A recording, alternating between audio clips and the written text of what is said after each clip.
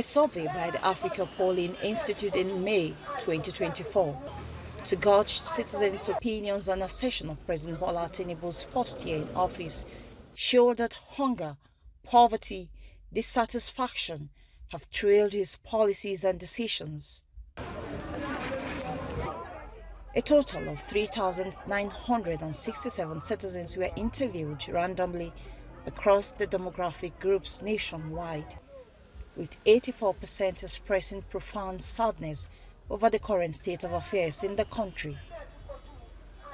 Hunger topped the chart with 36%. 28% were unable to meet basic needs, 13% unemployed, while heightened insecurity and poor power supply remain the biggest challenges facing them personally. The year is winding down, and according to these respondents, the situation seems not to have changed. Transport has almost more than doubled. You go to the markets, you cannot buy food that was cheap before. Him as the president is the father of the nation, so he knows the policies he has put in place, and we're looking at him and we're expecting him to do more by next year so that most of this suffering that Nigerians are into now. The state of hunger and hardship in 2024 were expressed fully in August when the country faced a near shutdown with what was dubbed the August protest. If that protest sent any message, it was drowned by the government's reaction when hundreds were later arrested and locked up without charge for months. The economy remains the biggest headache. The prescriptions of the president have been the removal of fuel subsidies, a floating exchange rate, and more foreign borrowings. President Bola Tinubu is convinced that his decisions, though tough, are necessary. His economic team have consistently told Nigerians how tough the decisions have helped the country save $20 billion, but they have also faced criticism for seeking more foreign loans. The budget deficit remains high, putting question marks on the country's ballooning debt burden. Hussein Inebong is a lead researcher at Budget, a research group promoting transparency in Nigeria's budgeting and fiscal processes. His views are cautionary. There's a divergence. There's no link between how resources have been allocated through the budget, right? And the lofty, plans that have been well articulated in the national development plans.